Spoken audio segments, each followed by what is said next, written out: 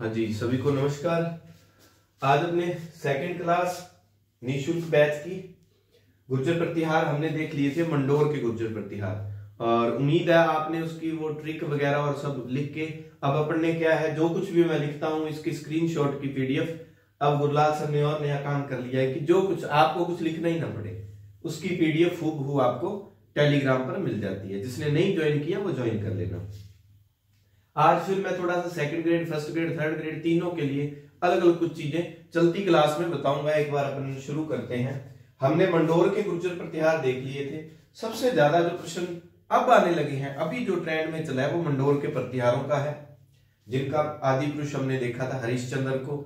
उसके बाद वो ट्रिक आपको बताई हुई थी, वो दोबारा से उसको मैं रिपीट नहीं करूंगा। अब उसके बाद बात आती है भीनमाल, उज्जैन, जालोर और एक कनौज और रह गया। इनके प्रतिहार जो है, इनमें किस तरह के प्रश्न आते हैं और ज्यादा कौन से प्रश्न आते हैं। एक तो आपने वो राजधानियों की ट्रिक देख ही ली होगी, पता नहीं जैसे ही क्लास शुरू करते हैं ना भाई, ये बुखार, तबीयत खराब होना अथवा थी। आज भी बुखार है और पहली क्लास लगाई उसके बाद बुखार हो गया, देख लो। इनमें प्रश्न किस तरह के आएंगे।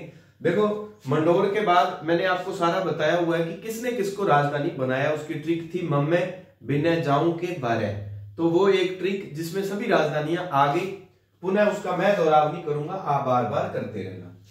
अब बात आती है कि भीनमाल की बात करें या हम बात करें भीनमाल के अलावा उज्जैन कह दूं मैं, जालोर कह दूं मैं, या कह दूं कनौज। शाखा एक ही है, अलग कुछ नहीं है। जो भीनमाल में बैठे हुए हैं वही आगे एक राजा आएगा, उज्जैन की तरफ बढ़ जाएगा। फिर उज्जैन में बैठे हुए उनको राष्ट्रकूट राजा भगा देंगे, वो वापिस जालोर चला जाएगा। फिर क्या होगा, उसके बाद जो राजा आएगा वत्सराज के बाद, वो कनौज को राजधानी बना लेगा। इस तरह से इनमें चलता रहेगा। अब हमने ये देखना है यहां से प्रश्न किस तरह के आएंगे। जो ये राजा है, उन राजाओं में प्रश्न अलग तरह से थे, आपने मंडोर में देख लिया होगा। इनमें प्रश्न किस तरह के आएंगे। इनमें एक तो बनता है उपाधियां। क्या बनता है? उपाधियों पे प्रश्न कि किसकी कौन सी उपाधि थी, 1 नंबर। 2 नंबर बात पे आएगी कि त्रिपक्षीय संघर्ष, आपको पता है जो शुरू हो जाता है, यानी कि समकालीन शासक। क्या? समकालीन शासक। एक हमने ये देखना है, समकालीन शासक का मतलब कि राष्ट्रकूट राजा कौन था, पाल वंश का राजा कौन था, जब गुर्जर प्रतिहार राजा ये हुए। एक ये प्रश्न बन जाएगा। दूसरा 3 नंबर पे अगर उन्होंने कोई विशेष कार्य किया है, वो बन जाएगा विशेष कार्य किया जो, और एक वो बन जाएगा किसकी कौन सी राजधानी थी, इसके बारे में। स्पेशल विशेष कार्य है तो अभिलेख का जिक्र आएगा, किस अभिलेख में कौन सा क्या कार्य के बारे में बताया हुआ है। फिर एक पूरे गुर्जर प्रतिहारों में 2 प्राचीन शब्द आएंगे। प्राचीन यानी कि राजस्थान का दूसरा प्राचीन विद्या स्तंभ। दूसरा प्राचीन विद्या स्तंभ कहां है, ये उत्तर हो जाएगा मंडोर में। किसने बनाया? कक्कुक ने। किसने बनाया? कक्कुक ने बनाया। एक तो प्राचीन वाले में ये बात आ जाएगी। फिर प्राचीन वाले में 2 नंबर बात आ जाएगी, राजस्थान का सबसे प्राचीन, सबसे एक जो भाई कुछ बच्चे ये कह रहे थे कि सर वो स्लाइड एक बार तो अपने व्हाइट और ब्लैक ही रखा करेंगे, आपकी आंखों पे इफेक्ट पड़ता है। दूसरा आवाज का कह रहे थे कि सर माइक, तो वो माइक हमारा खराब हो गया था। नेक्स्ट क्लास में माइक से ही वो क्लासें जो है शुरू होंगी, आपको नहीं दिक्कत आएगी सुनने में भी। फिर भी आपका जो सुझाव हो, सुझाव दे दिया करो, पॉजिटिव सुझाव। अपने प्रयास करेंगे कि उसमें थोड़ा सा चेंज करने की। राजस्थान का सबसे प्राचीन जैन मंदिर, ये भी गुर्जर प्रतिहारों से जुड़ा हुआ है, ओसिया में है। कहां पर है? ओसिया में, महावीर स्वामी का। और ये किसने बनाया था? ये वत्सराज ने बनाया था। किसने बनाया? वत्सराज ने बनाया। देखो, इनके बारे में प्राचीन वाली गुर्जर, पूरे गुर्जर प्रतिहारों के बारे में प्राचीन वाली 2 बातें हैं। सबसे प्राचीन जैन मंदिर ओसिया में है, वत्सराज ने बनाया। विद्या स्तंभ मंडोर में कक्कुक ने बनाया, ये दूसरा है। और प्रथम प्राचीन कौन सा है? प्रथम प्राचीन मैंने लास्ट क्लास में आपसे पूछा भी था। विद्या स्तंभ वो भीमलाट वाला है। कौन सा है? ओरे भीमलाट वाला है। भीमलाट वाला कहां पर है ये? बयाना में। किसने बनाया था ये समुद्रगुप्त ने बनाया था भाई, समुद्रगुप्त ने। ठीक है, ये हूबहू आपको स्क्रीनशॉट लिया हुआ वहां मिल जाएगा, साथ साथ लिखो तो ठीक, अन्यथा ये पीडीएफ में आपको मिल जाएगा, आपने देखना है। आज मैं वो सब एक स्ट्रेटेजी की बात करेंगे कि सिर्फ एक क्लास के भरोसे रहना है या कुछ अलग करना है, अलग करना है तो क्या करना है, कौन सी बुक से करना है। ठीक है, ये बातें रहेगी इनके बारे में।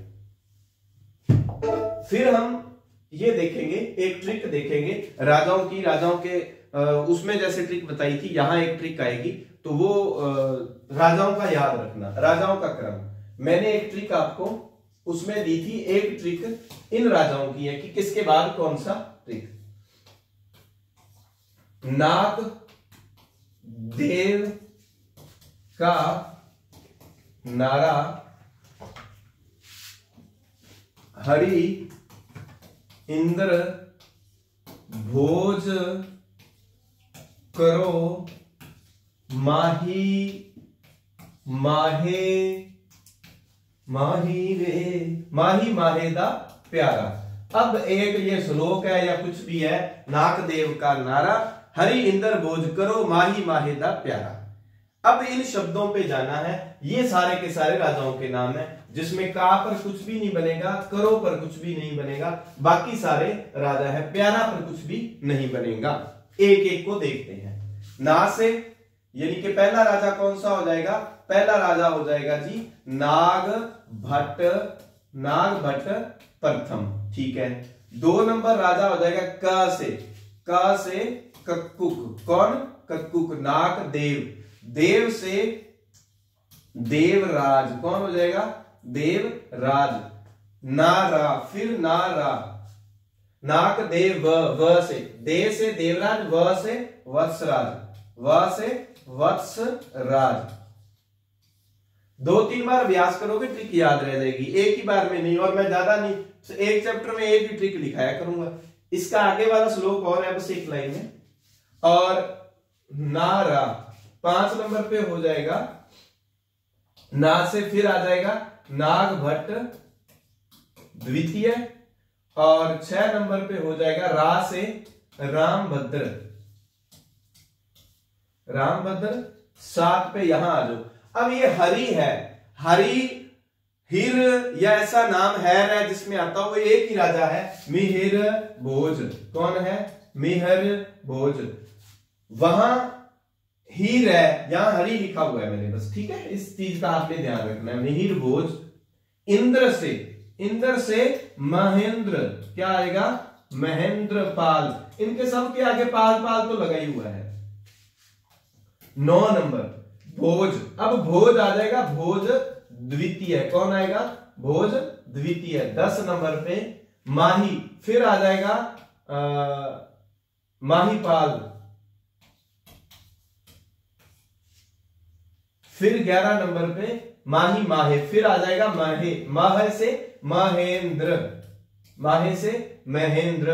और दा से फिर आ जाएगा देवपाल। ये आपने बार बार इनको अभ्यास करना है। बार बार का मतलब 3-4 बार पढ़ोगे। नाग देव का नारा हरि इंद्र भोज करो माही माहे दा प्यारा। माही माहे यानी कि माहीपाल, और माहे से महेंद्र, दा से देवपाल। ये अगर आपने याद कर लिए, आपने आधी जंग जीत ली। इन सब में 4-4, 5-5 बातें हैं और कुछ भी नहीं है।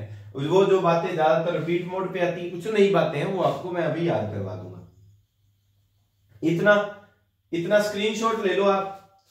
फिर ये ट्रिक होगी। इसके बाद थी देवपाल पे हमने छोड़ा है, हमने 12 नंबर देवपाल पे छोड़ दिया था।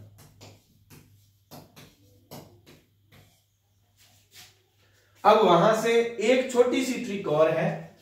देवी की कृपा से, देवी की कृपा से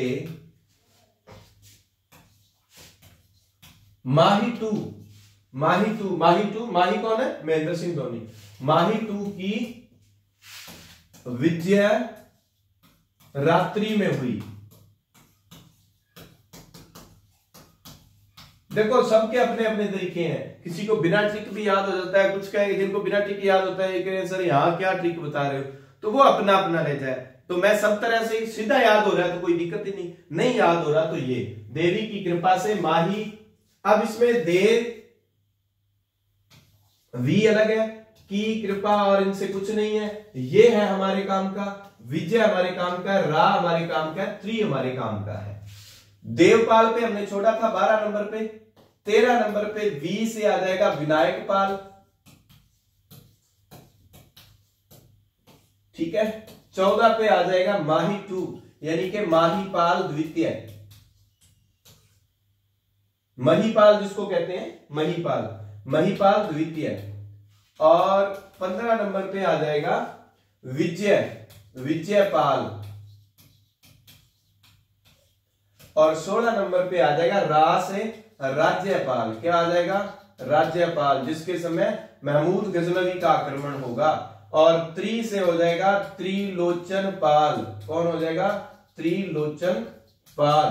और लास्ट सबको याद रहता है, उसका नाम है अंतिम राजा यशपाल। अंतिम राजा कौन हो जाएगा? अंतिम राजा हो जाएगा यशपाल। अब अगर बात आए भीनमाल की, जालोर की, कनौज की, अवंती की, उज्जैन की, यहां के राजाओं का पहला राजा यानी कि वंशावली कहां से शुरू होती है? प्रथम राजा या जहां से वंशावली शुरू होती है, वंशावली कहां से शुरू होती है? नाग प्रथम से। इस बात का ध्यान रखना। मंडोर वाले राजाओं की वंशावली कक्कुक 2 नंबर वाले राजा रज्जिल से शुरू होती थी, लेकिन आदि पुरुष हरिश्चंद्र था। इनका गुर्जर प्रतिहारों का अगर आदि पुरुष पूछा जाता है सबका तो हरिश्चंद्र आएगा। मंडोर वालों की अगर वंशावली पूछी जाए तो रज्जिल से शुरू होती है। वहां अंतिम राजा हमने कुक पे छोड़ा था, कक्कुक। और यहां वंशावली शुरू होती है नाग प्रथम से। और अंतिम राजा कौन हो जाएगा? अंतिम राजा हो जाएगा यशपाल।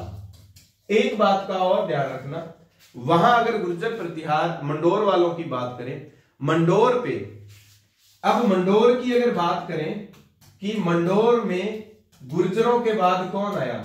गुर्जर के बाद, तो वहां पर आ जाएंगे चौहान आ जाएंगे। कौन आ जाएंगे? चौहान। सहजपाल चौहान का एक अभिलेख मिलता है, नोट्स में शायद मैंने मेंशन नहीं किया। यहां 1093 पता नहीं 95 ऐसा कोई सन है, 93-95 सहजपाल चौहान का एक अभिलेख मिलता है मंडोर से, सहजपाल चौहान का। तो उससे पता चलता है कि मंडोर में हमें थोड़ा सा क्रमानुसार याद रख लेंगे ना इतिहास को, फिर आगे पढ़ने में दिक्कत नहीं होगी। आप सीधा ही कभी मंडोर में किसी चौहान राजा का जिक्र पढ़ लो, आपको कि ये कहां से आ गए? गुर्जर प्रतिहारों के जस्ट बाद ये आएंगे, ठीक है। और इनके बाद क्या होगा? 1395 है शायद, या 1295 है, वो देख लेना आप। 1395 है ना। यहां पर क्या होगा? इंदा शाखा का जो व्यक्ति होगा, इंदा शाखा का, वो क्या करेगा? चूड़ा को राठौड़ वंश को क्या करेगा? ये जो है आपके मंडोर दहेज में दे देगा। मंडोर दहेज में दे दिया। अब ये मंडोर की कहानी शुरू से लेकर एंडिंग तक क्या हुआ? जैसे ही गुर्जर प्रतिहार गए, अंतिम राजा कक्कुक था, सहजपाल चौहान का अभिलेख मिलता है मंडोर से, वो कहते हैं कि गुर्जरों के बाद हमारी चौहानों की सत्ता वहां पर आई। और लास्ट में ऐसा नहीं है कि इनकी सत्ता आ गई तो गुर्जर प्रतिहार खत्म ही हो गए, गुर्जर प्रतिहार चल रहे थे, मंडोर के एक दायरे में सीमित हो गए थे मान लो। अब लास्ट में क्या है? इंदा शाखा, प्रतिहारों की एक शाखा, उन्होंने लास्ट में क्या करेंगे? वो चूड़ा राठौड़ को, राव सिया राव चूड़ा वो पढ़ते हैं ना, उसको क्या करेंगे? मंडोर दहेज में दे दिया जाएगा 1395 में। ये मंडोर की कहानी है। फिर बात आएगी, ये स्क्रीनशॉट चलो ले लेता हूं। फिर बात आती है कि कनौज है, जालोर है, यहां पर कौन आएगा? अगर बात आए जालोर की, जालोर में गुर्जरों के बाद, गुर्जर के बाद कौन आएगा? गुर्जर के बाद आएगा परमार,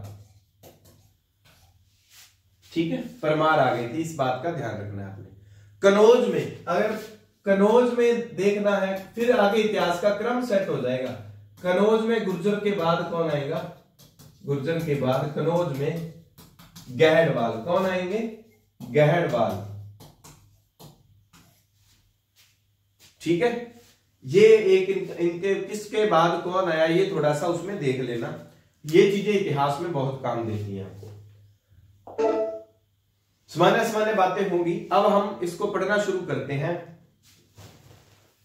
किसके बाद क्या है क्या नहीं है। एक थोड़ी सी एक बात और, ग्वालियर अभिलेख जो है, देखो ग्वालियर अभिलेख किसका है? पहली बात, ग्वालियर अभिलेख किसका है? ये है मिहिर भोज का। किसका है? मिहिर भोज का। इसमें एक बात, इंपॉर्टेंट बातें यहां आपको पहले डिस्क्राइब कर दूंगा, आगे आपको दिक्कत नहीं आएगी। क्या? इसमें पहले आपने ये देखना है नाग भट्ट प्रथम के बारे में। नाग प्रथम के बारे में क्या है? नारायण का अवतार, और क्या है? और मिलता है मलेच्छों का नाश। ये इंपॉर्टेंट है, याद रखना, मलेच्छों का नाश। अब मलेच्छ कौन है? अरब लोग, बाहरी लोग, विदेशी लोग, ठीक है, उनको। अब यहां पर प्रश्न आया हुआ भी है एक बार नागभट्ट प्रथम के बारे में कि इसने क्या किया था? इसने अरबों पर रोक लगाई थी। अरबों पर रोक लगाई थी। अरबों के जो आक्रमण हुए थे उस पर। फिर यह बात आएगी कि ग्वालियर प्रशस्ति में नागभट्ट द्वितीय के बारे में क्या है? नागभट्ट द्वितीय के बारे में एक बात मिलती है, क्या? ये कोटेशन आती है कि जिस तरह पतंगे अग्नि में गिरते हैं, पतंगे अग्नि में गिरते हैं, उसी तरह सिंध, विदर्भ, कलिंग के शासक इसकी ओर खींचे चले जाते हैं, चले जाते हैं। ये बात मिलती है नागभट्ट द्वितीय के बारे में। इसमें ये बात मिलती है नागभट्ट द्वितीय के बारे में। फिर एक ये करेंगे कि ग्वालियर प्रशस्ति में मिहिर भोज क्या क्या जिक्र मिलता है? मिहिर भोज की कोई उपाधि मिलती है क्या? मिहिर भोज की उपाधि, एक बात का आप विशेष रूप से ध्यान रखना, मिहिर भोज की उपाधि मिलेगी यहां पर आदिवरा। कौन सी मिलेगी? देखो ये तो है ग्वालियर अभिलेख। एक मिहिर भोज का अभिलेख और भी है, मिहिर भोज का, चलो आगे जिक्र कर लेंगे उसमें। मिहिर भोज का एक अभिलेख पड़ता है वरा अभिलेख, जो कि मिहिर भोज का पहला अभिलेख है। अगर एग्जामिनर आपसे प्रश्न पूछे, मेरे को प्रश्न बनाना दिया जाए, तो मैं कैसे पूछूं मिहिर भोज की आदिवरा उपाधि का जिक्र किस अभिलेख में मिलता है? और मैं आदिवरा के लिए मैं पहला ही ऑप्शन रखूंगा वरा अभिलेख। यहां इसलिए नहीं लिख रहा क्योंकि ये आपको पीपीटी शेयर की जाएगी, यहां पर मैंने वरा अभिलेख लिख दिया तो आप कंफ्यूज हो जाएंगे कि आदिवरा इसमें है या किसमें है, ठीक है, तो वो आगे नोट करवा दूंगा। तो आदिवरा उपाधि वरा अभिलेख में नहीं है, ग्वालियर अभिलेख में है। ग्वालियर अभिलेख मिहिर भोज का है, उसमें किसके बारे में क्या बताया गया है, ये सारी बातें दी गई है। और भी राम का प्रतिहार भी कहा गया है इसको, ठीक है, इस बात को आपने नोट रखना है। चलिए अब आपको मुख्य मुख्य बातें पता चलेगी कि इनमें किस तरह के प्रश्न बनते हैं। आइए, भीनमाल उज्जैन जालोर के प्रतिहार। भीनमाल शाखा का संस्थापक। अब भीनमाल जगह जालोर में पड़ती है। नागभट्ट प्रथम है, शाखा रघुवंशी प्रतिहार मानते हैं ये खुद को। उपाधियां क्या है देखो, मेघनाथ के युद्ध का अवरोधक, राम का प्रतिहार, इंद्र के गर्व का नाश करने वाला, ये इसका जिक्र करना अपने भूल गए थे, इंद्र के गर्व का नाश करने वाला, नारायण का अवतार, मलेच्छों का नाश, ये दो। अब मैंने ये जितना भी मैटर लिया है ना, कुछ बच्चे पवन भंवरिया सर की नाथ पब्लिकेशन की बुक पढ़ते होंगे, अच्छी है, आप वो बुक ले सकते हैं, लेकिन उस बुक में भी जहां से लिखा हुआ है मैं उस बुक को पढ़ता हूं, पावा शर्मा की आती है, जयपुर यूनिवर्सिटी में बुक वो लगती है, ठीक है। तो उस बुक के तथ्य जो है पवन भंवरिया सर की बुक में भी हूबहू मिल जाते हैं। तो आपको वो पावा शर्मा तो मिलेगी नहीं, तो आप क्या कर सकते हैं, पवन भंवरिया सर की बुक भी साथ में ले सकते हैं। मैं यहां से पढ़ूंगा, आपके पास बुक हो तो आप साथ साथ देखते रहना। अभी एक प्लानिंग की बात और करेंगे। अब यहां बात आती है कि इसकी उपाधि नागावलोक थी और इस शासक के दरबार को नागावलोक दरबार कहा जाता था। आप नोट करके यहां एक बात और लिखें कि ये जो उपाधि है ना, ये उपाधि नाग द्वितीय की भी थी। किसकी थी? नाग द्वितीय की भी थी।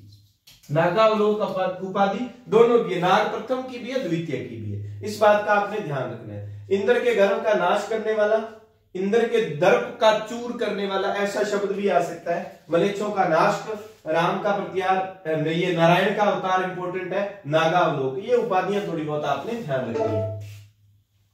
किसके बारे में है ये सारी बातें? नागभट्ट प्रथम के बारे में। अब यहां मैंने लिखा हुआ है नोट लगा के, भीनमाल, अवंती, अवंती शब्द आ जाएगा, उज्जैन में ही जगह पड़ती है, जालोर, कनौज की वंशावली किससे शुरू होती है? नाग प्रथम से शुरू होती है। और मंडोर की कहां से शुरू होती है? रज्जिन से शुरू होती है, ठीक है।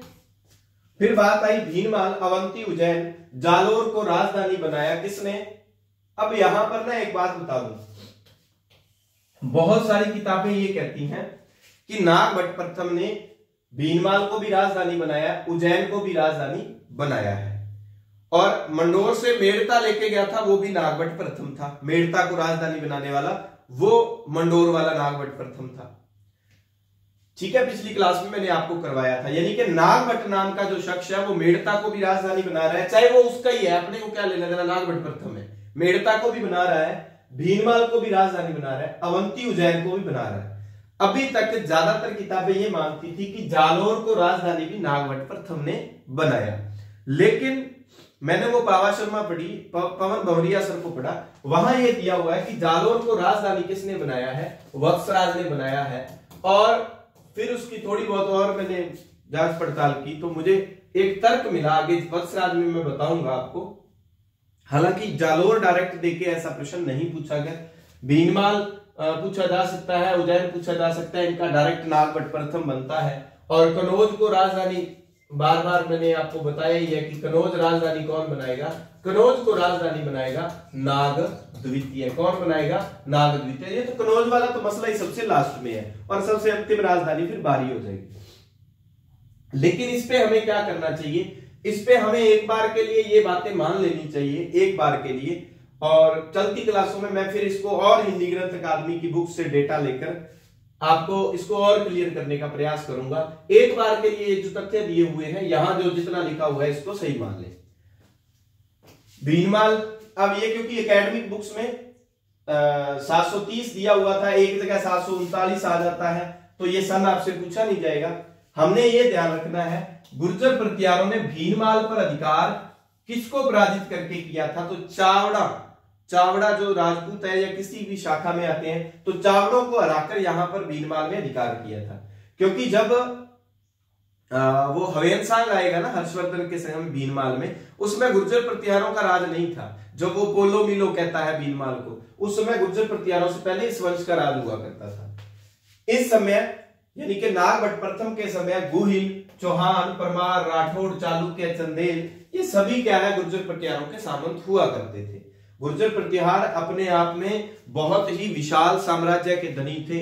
और एक बात बता दूं, अरबों के आक्रमण यानी कि विदेशियों के आक्रमण इतने बड़े पैमाने पर हुए, अगर ये लोग ना होते, ये राजपूत लोग ना होते, तो अपने तो मुसलमानों का राज बहुत पहले ही शुरू हो जाता। मुस्लिम राज का मतलब जो है विदेशी लोग। हमारे देश में तो मुस्लिम भाई जो है रहते ही हैं, सभी तरह के लोग रह ही रहे हैं। मतलब मुस्लिम डायनेस्टी हम ये कह सकते हैं, जो अरब देश से आए हुए लोग हैं, उनका राज बहुत पहले ही शुरू हो जाता। सिंध के गवर्नर जुनैद को हराया था किसने? नागभट्ट प्रथम ने। अब एक बात आती है कि इसके समय राष्ट्रकूट राजा कौन था? राष्ट्रकूट राजा दंती दुर्ग था। इस दंती दुर्ग ने राष्ट्रकूट वंश की स्थापना की है। दंती दुर्ग ने क्या किया है? राष्ट्रकूट वंश की स्थापना की थी। उस दंती दुर्ग ने, यानी कि कुल मिला के ये है ना, गुर्जर प्रतिहार राष्ट्रकूटों से हारते रहे हैं भाई। दंती दुर्ग से परास्त हुआ, कौन? नागभट्ट प्रथम। ये जानकारी कहां से मिलती है? संजन ताम्रपत्र लेख से। ये ध्यान रखना, ये राष्ट्रकूटों का ताम्रलेख है, राष्ट्रकूट राजवंश की जानकारी देता है। लेकिन इसके समय क्या है, गुर्जर प्रतिहार थे, तो उसके बारे में भी जानकारी मिल जाती है। दूसरा हमारा प्रश्न रहता है कक्कुक। कक्कुक जो है, कक्कुक के बारे में एक ही बात, मंडोर में विजय स्तंभ बनाने वाला प्रथम राजा। ये क्या है? नागभट्ट प्रथम का भतीजा है। कई बार क्या है, जैसे ना नागभट्ट प्रथम के बारे में एक प्रश्न आया था कि यह वत्सराज का पुत्र था, इसने 50 साल राज किया, ठीक है, ऐसा ऐसा करके कुछ। वो सारी बातें जो है ना, काफी सारी बातें भोज के, जैसे राज 50 वर्ष वो मिहिर भोज करता है, तो कई बार दे देते हैं। जैसे कक्कुक के बारे में कोई बात दे दे कि नागभट्ट प्रथम का पुत्र नहीं है, ये भतीजा है। मुख्य बात इसकी है मंडोर में विजय स्तंभ बनाया। ये वेरी इंपॉर्टेंट लगा रहा हूं मैं आने वाली भर्ती परीक्षाओं के लिए, ठीक है। कक्कुक। देवराज इसकी रानी भूमिका देवी थी। तो वत्सराज के बारे में मान लो प्रश्न आ जाए कि ये देवराज का पुत्र था, क्योंकि वत्सराज अपने आप में बहुत इंपॉर्टेंट है। क्यों इंपॉर्टेंट है? एक बात तो ये गुर्जर प्रतिहारों का वास्तविक संस्थापक माना जाता है। क्या माना जाता है? वास्तविक संस्थापक माना जाता है। एक बात तो इसकी स्पेशल बात ये है। मैंने आपको ये कहा था कि यहां के जो गुर्जर प्रतिहार है उनमें हम अगर याद रखेंगे तो उनकी उपाधियां याद रखेंगे, उनकी राजधानियां याद रखेंगे, उन्होंने अगर कोई स्पेशल काम किया हो तो हम वो याद रखेंगे।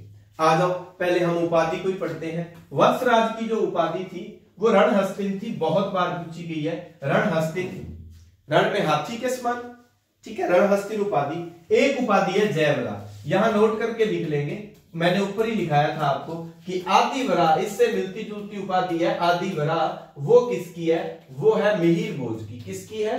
मिहिर भोज की। आदिवरा उपाधि किसकी है? मिहिर भोज की है। दो उपाधियां रणहस्तिन कई बार पूछी गई है, रणहस्तिन उपाधि वत्सराज की है। जयवरा अभी तक हाईलाइट नहीं हुई। फिर इसके समय स्पेशल बात क्या है? त्रिपक्षीय संघर्ष। जिन बच्चों ने गुर्जर प्रतिहार थोड़े बहुत पढ़े हैं उन सबको ही ध्यान है कि त्रिपक्षीय संघर्ष क्या था, कैसा था। अभी मैं डिस्क्राइब कर दूंगा। मैं तो ये मानूंगा कि बिल्कुल शून्य से बातें आपको बतानी है। ओसिया व दौलतपुर अभिलेख कहते हैं कि बंडी एक जाति थी, उनको वत्सराज ने हराया था। हमारे काम की एक मुख्य बात है रणहस्तिन उपाधि, और दूसरी मुख्य बात है त्रिपक्षीय संघर्ष। त्रिपक्षीय संघर्ष के बारे में मैं आपको थोड़ा सा एक मैप के माध्यम से समझाने का प्रयास करता हूं।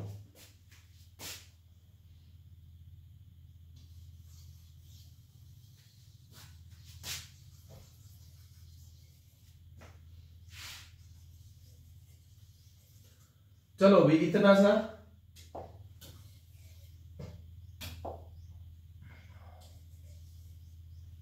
अच्छा, ये ऊपर तक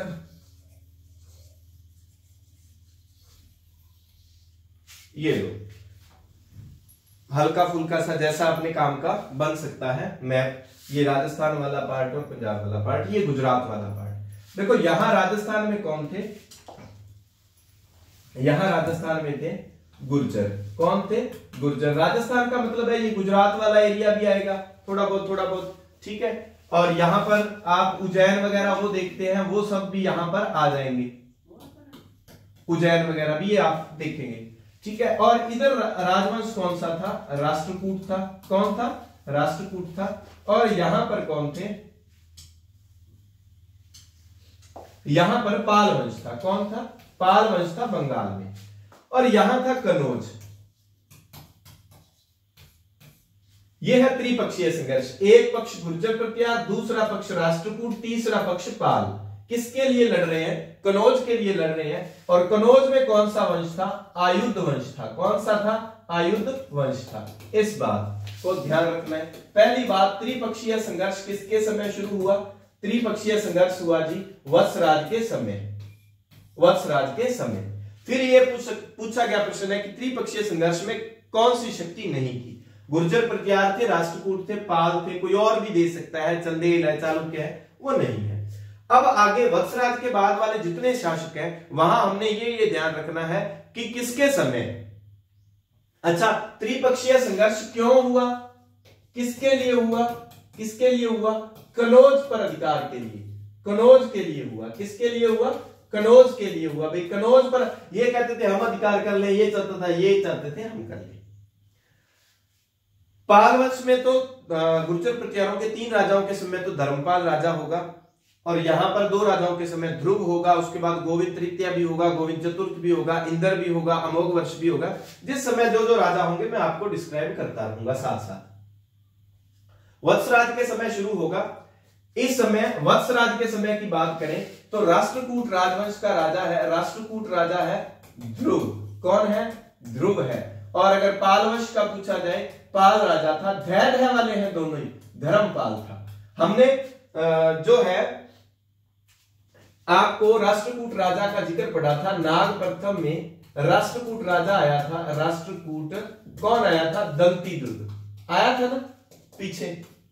वहां एक बात मैं आपको बतानी भूल गया, ये जो दंतीदुर्ग था इसने क्या किया था? हिरण्यगर्भ यज्ञ किया था। हिरण्यगर्भ जिसमें जो वेदिका होती है, हिरण्य का मतलब होता है सोना। सोना क्या होता है? सोना। सोने की वेदिका वाला जो यज्ञ है किया था, उसमें नाग प्रथम ने द्वारपाल का यानी कि प्रतिहार का काम किया था। द्वारपाल का क्यों? क्योंकि राष्ट्रकूट दंतीदुर्ग ने नाग प्रथम को हरा दिया था। बाद में अपने यहां पर ये यज्ञ करेगा तो उसमें इसको बुलाएगा कि आजा गेट पे खड़ा रहे। तो ये नाग प्रथम के बारे में वहां एक बात रहेगी। क्यों?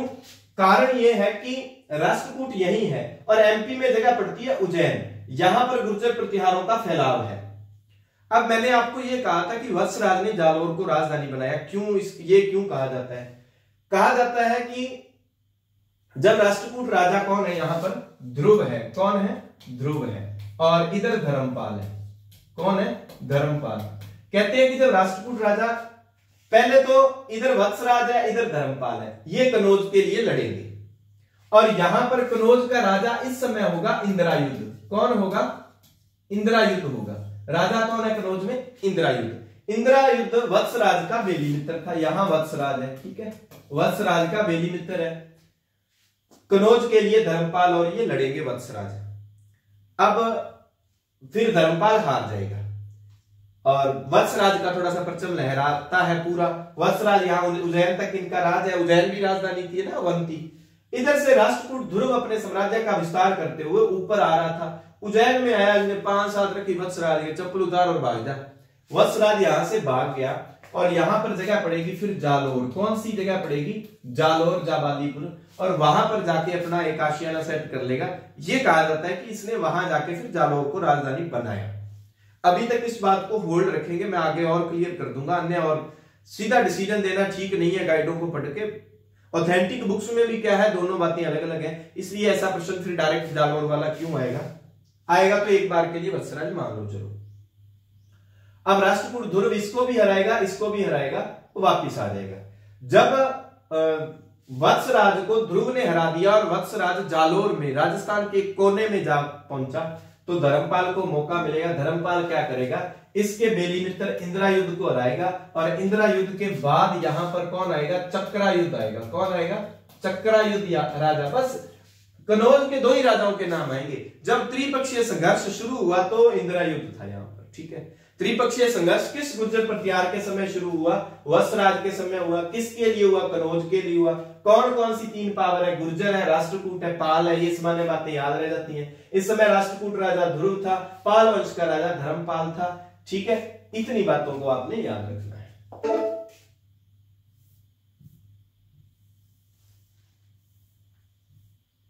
हाँ, ये बात आ गई। फिर बात आएगी ये लो, कनौज, इंद्रायुध, धर्मपाल व वत्सराज में संघर्ष हुआ।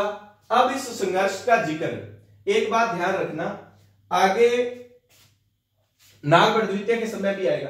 राधनपुर, भड़ोच, ताम्रपत्र व पृथ्वीराज विजय। ये पृथ्वीराज विजय जानक की रचना है। किसकी रचना है?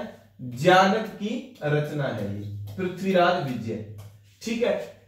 इनके अनुसार वत्सराज की विजय हुई। यही मैं एक बात काम की लिख देता हूं, एक बात काम की लिख देता हूं।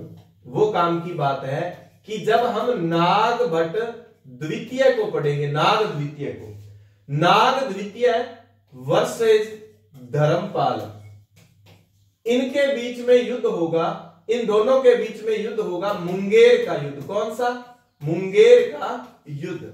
अब फिर बात आती है कि मुंगेर का युद्ध हुआ और नागभट्ट ये विजय रहेगा, नागभट्ट द्वितीय। इसका जिक्र कहां मिलता है, वर्णन कहां मिलता है? ये मिलेगा चाकसू अभिलेख में। किसमें? चाकसू अभिलेख में।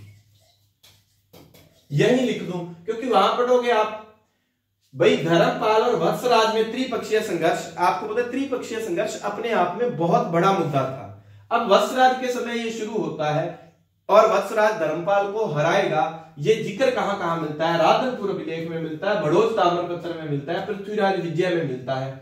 मान लो प्रश्न आगे टेस्ट सीरीज शुरू करेंगे जब, तो मान लो मैं प्रश्न दूं कि धर्मपाल को वत्सराज ने हराया त्रिपक्षीय संघर्ष की शुरुआत में, इसका वर्णन निम्न में से किस में नहीं मिलता, तो एक और दे देंगे, राधनपुर, भड़ोच और पृथ्वीराज विजय है, एक और ऑप्शन दे देंगे, ग्वालियर दे देंगे, कुछ भी दे देंगे ना।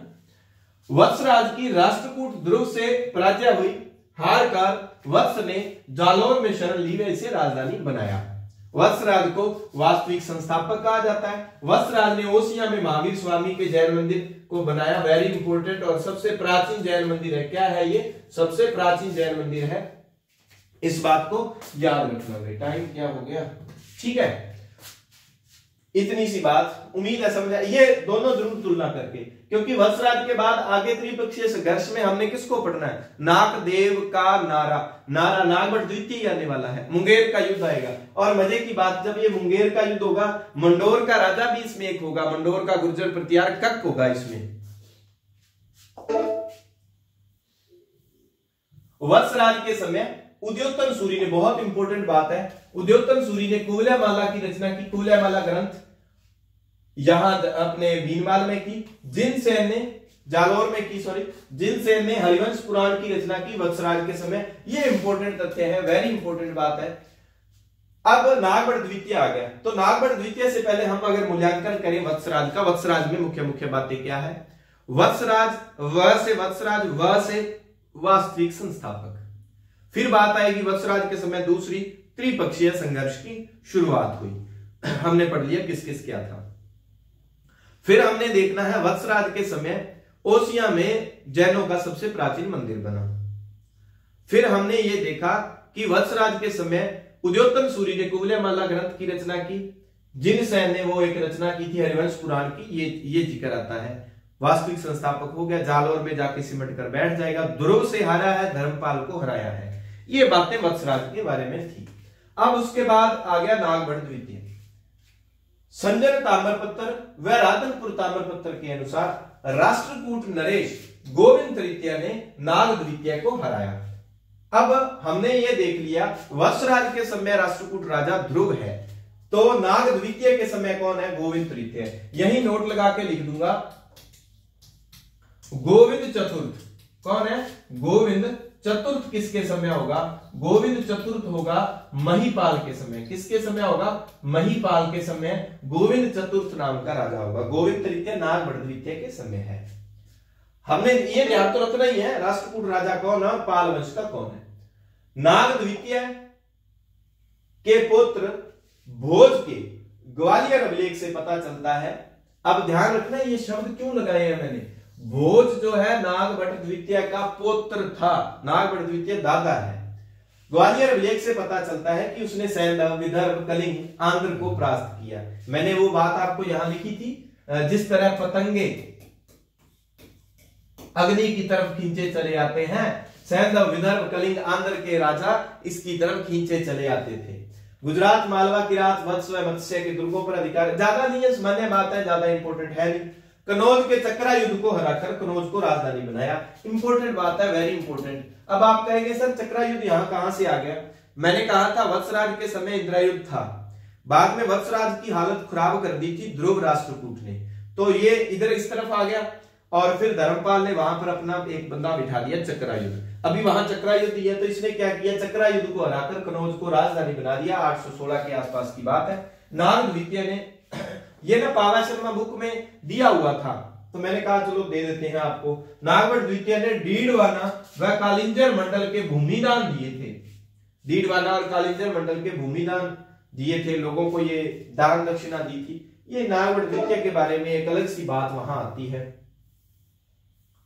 अब फिर बात आती है, देखो त्रिपक्षीय संघर्ष शुरू होता है वत्सराज के समय, रातनपुर अभिलेख है, पृथ्वीराज विजय है, उनमें उसका जिक्र मिलता है।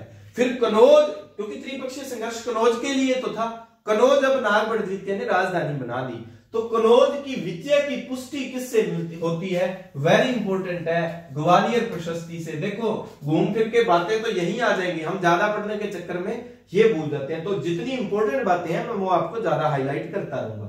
तो कनौज विजय किसने की है? नागवट द्वितीय ने राजधानी बनाया। इसकी पुष्टि कहां से होती है? ग्वालियर प्रशस्ति से होती है। इस समय बंगाल का राजा कौन है? बंगाल का वही धर्मपाल है, राष्ट्रकूटों का चेंज हो गया है, गोविंद तृतीय हो गया। मुंगेर का युद्ध हुआ था, नाग द्वितीय था, और कक कौन था? कक ये था मंडोर का, मंडोर का गुर्जर प्रतिहार राजा था ना मंडोर में। कक, काका, बालक, कुक सभी घटिया है, घटिया है। इस विजय की पुष्टि चाकसू अभिलेख से होती है, यानी कि नागवट द्वितीय ने, हमने जो जिक्र किया था, छोटा सा भारत बना के अगर आपको दिखाऊं तो मैं,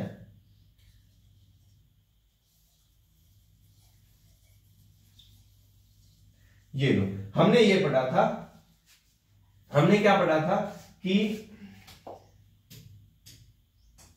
ये लो, यहां पर था पाल, कौन था?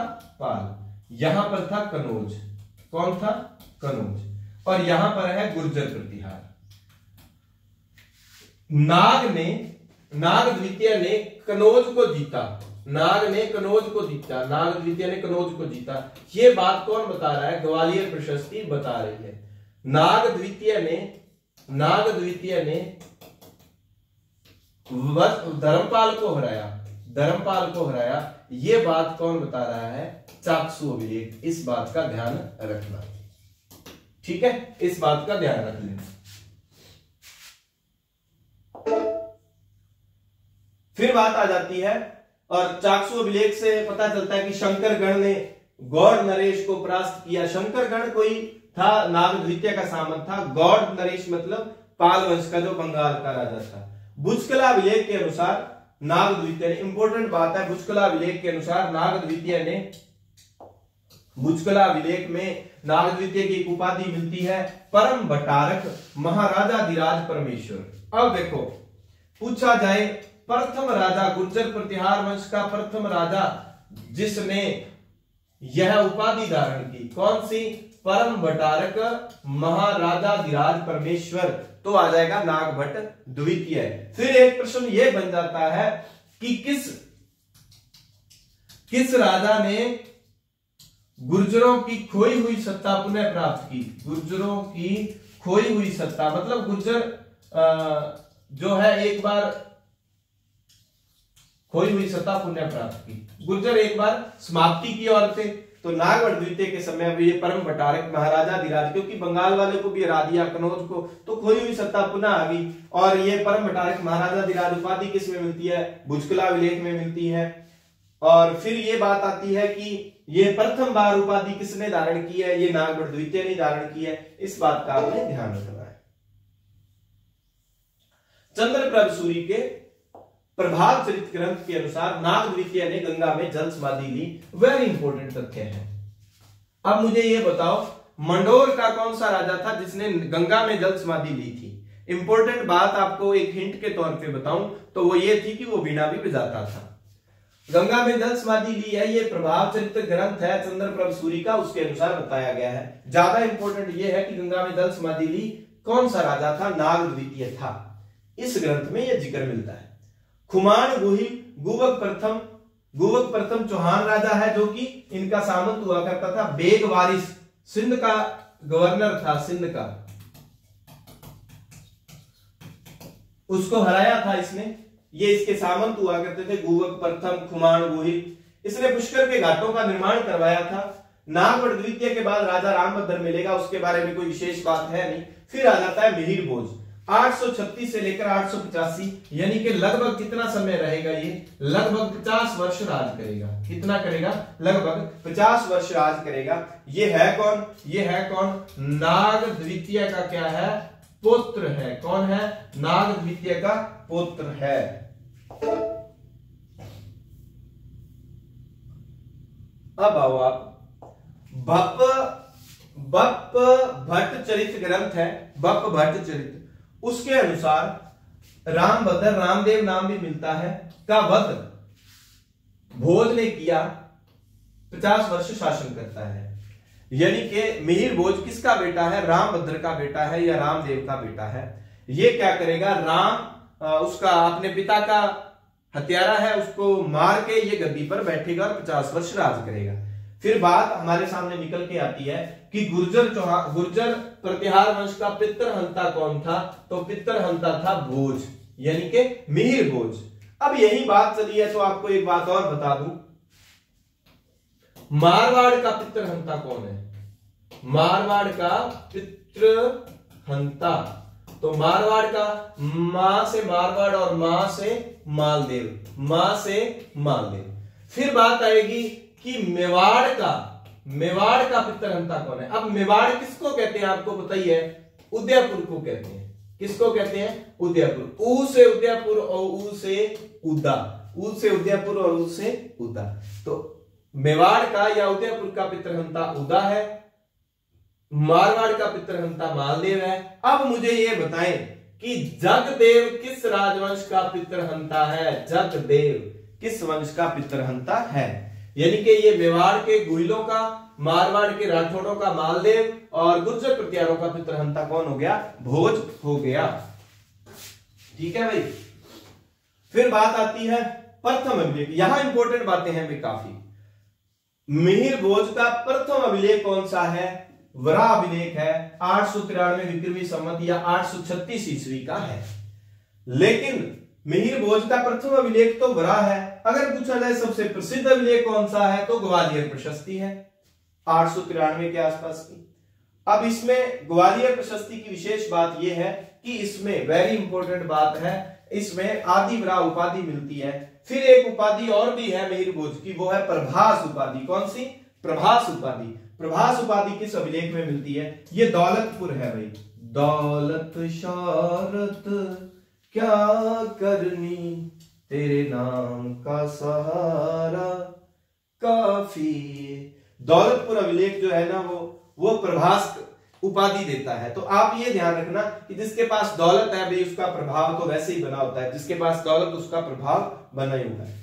राज तरंगिणी में भी मिहिर भोज के बारे में जानकारी मिलती है। फिर एक बात और ध्यान रखना, आदि वराह ये उपाधि इसके सिक्कों पर भी मिलती है, सिक्कों पर भी मिलती है आदि वराह उपाधि। वराह क्या है? विष्णु का अवतार है भाई, विष्णु का उपासक हुआ करता था। आदि वराह उपाधि भोज की मुद्राओं पर भी, सिक्कों पर भी है। अब एक और बात मैंने आपको याद करवाई थी कि सलमान खान ने भोज अच्छा भोजन करता है वो, तो सुलेमान अरब यात्री किसके समय आया? मिहिर भोज के समय आया।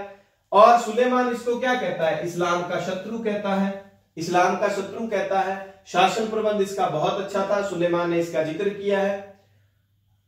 सर्वाधिक विस्तृत प्रतिहार राज्य इसी समय था। आप ये मान सकते हैं चौहानों का, गुर्जर प्रतिहारों का स्वर्णिम काल, सबसे विस्तृत प्रतिहार राज्य था इस समय।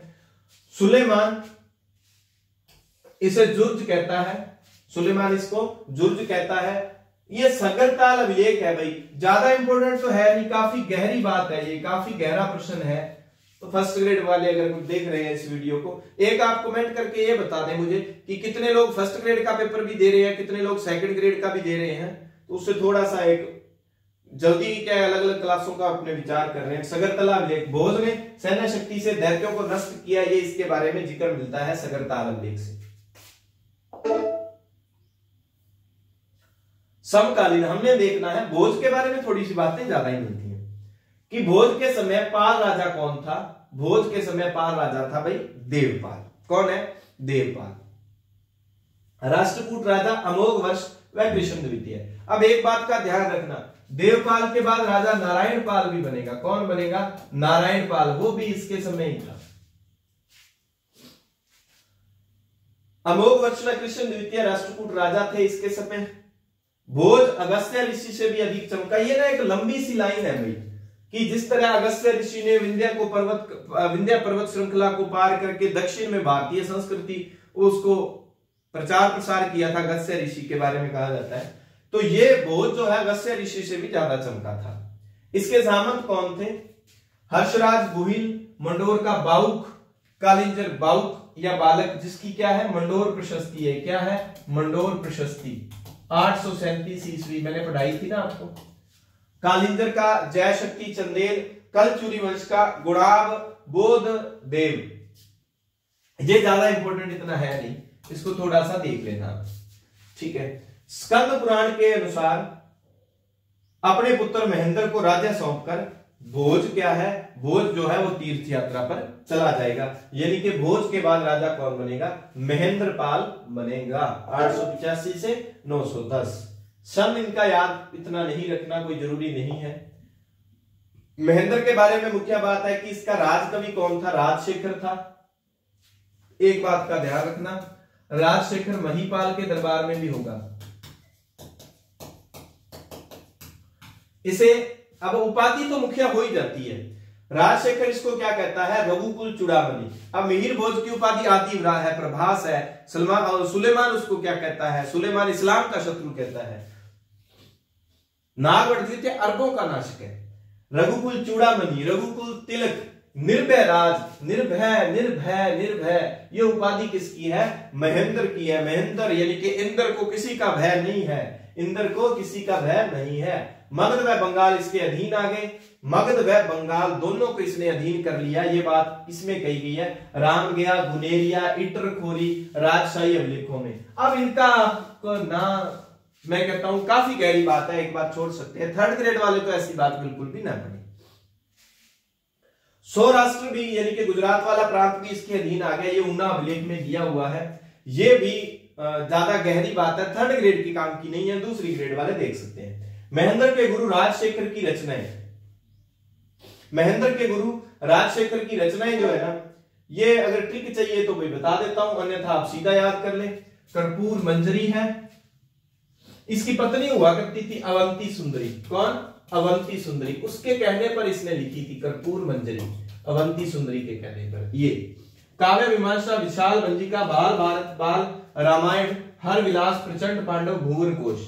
ये मैंने तो इस तरह से याद की थी कि अवंती सुंदरी इसकी पत्नी है और वो क्या कहती है, वो इसको महेंद्र को कहती है, अभी सुनो के कहा क्या भाई अपने तो ये बाल है नहीं टाबर है, ठीक है। ये पांडवों की तरह बड़े उदंडी हैं, बड़ा प्रचंड करते हैं, अपने जो छोटे छोटे बाल हैं। तो आप क्या करो, एक विशाल, विशाल को विशाल कर लो, एक विशाल मंजिका बना लो, एक मंजी बना लो, चारपाई बना लो विशाल सी, और वहां पर इनको ठिकाने लगा देना, एक जगह ही बैठे रहेंगे, ठीक है। ये बात कहती है, किस तरह कहती है कि जिस तरह से काव्य ने हरि के लिए भवन बनाया, इस तरह से ऐसा कुछ। बहुत पहले मैंने ये ट्रिक बना के इसको याद किया था जब मेरा असिस्टेंट प्रोफेसर वाला पेपर था। लेकिन मुझे ये लगता है कि राजशेखर की रचना इतनी आसान है कि ये 2-3 बार आप पढ़ो ना तो ये याद हो जाती है। कर्पूर मंजरी, काव्य मीमांसा, विशाल वंजिका, बाल बाल वाली 2 है, हर विलास है, प्रचंड पांडव है, भुवन कोश है। अगर ट्रिक से याद करो तो देख लेना, अन्यथा सीधी भी आपके याद हो जाएगी। महेंद्रपाल के समय बंगाल का शासक कौन है? नारायण पाल है। महेंद्र प्रथम गुर्जर प्रतिहार राजा, ये ना अलग से बात है भाई, वो पावा शर्मा बुक में दी थी कि महेंद्र गुर्जर प्रतिहार प्रथम गुर्जर प्रतिहार राजा है, जिसने ये घर है, जिसने पाल नरेश के घर में प्रवेश कर उसे मात दी थी। उसके घर में जाकर, पाल नरेश के राज्य में जाकर, वहां पर मुंगेर उनकी राजधानी हुआ करती थी। तो ये पहला राजा था। हर्ष के बाद एक और अलग सी बात है, इंपॉर्टेंट बात है, हर्ष के बाद कनौज का सांस्कृतिक वैभव जो है ना, महेंद्र के समय कनौज को सांस्कृतिक यानी कि कनौज का सांस्कृतिक विकास हर्ष के बाद अगर किसी समय हुआ तो वो राजा महेंद्रपाल के समय हुआ था। हिंदू भारत का, बी.एन. पाठक साहब कहते हैं, हिंदू भारत का अंतिम हिंदू सम्राट महेंद्र प्रथम था। बी.एन. पाठक साहब ने इनके बारे में कहा। फिर आ जाता है भोज द्वितीय। भोज द्वितीय क्या है? बिलहरी अभिलेख। अब अभिलेख मत याद रखना। महेंद्र के पुत्रों में उत्तराधिकार के लिए संघर्ष तथा भोज द्वितीय विजय हुआ। तो एक बार ही ऐसा हुआ है कि जब पुत्रों में उत्तराधिकार के लिए संघर्ष हुआ था तो वो भोज द्वितीय यानी कि महेंद्र के पुत्रों में हुआ था, महेंद्रपाल के पुत्रों में, और भोज द्वितीय विजय हुआ था इसमें। और भोज के बाद महिपाल आएगा। महिपाल प्रथम धंग का एक अभिलेख है, चंदेल वंश का खजुराहो अभिलेख, उसके अनुसार महिपाल के बारे में वहां क्षितिपाल देव शब्द आता है कि महिपाल ने हर्ष चंदेल के सहयोग से भोज को हटाकर कनौज की सत्ता प्राप्त कर ली। खजुराहो अभिलेख में इसका जिक्र मिलता है। ग्रेड 1 ग्रेड 2 वाले देख ले, 3rd ग्रेड वाले अभी भी इतना गहराई से ना देखें। पंपा भारत में खंबात अभिलेख, और किसी को थोड़ा सा बढ़िया तरीके से व्यवस्थित याद करने की आदत है तो बिल्कुल आप देख सकते हैं। पंपा भारत में खंबात अभिलेख कि इस समय राष्ट्रकूट राजा इंद्र तृतीय है, और इंद्र तृतीय ने वेरी इंपॉर्टेंट बात है महोदय नगर कनौज का नाम मिलता है को नष्ट कर दिया। राष्ट्रकूट राजा इंद्र तृतीय, ये पूछा जा सकता है महिपाल प्रथम के समय राष्ट्रकूट राजा कौन था? इंद्र तृतीय था। और कौन था? गोविंद चतुर्थ भी था। इंद्र तृतीय के बाद गोविंद चतुर्थ बनेगा। अब ये बात है कि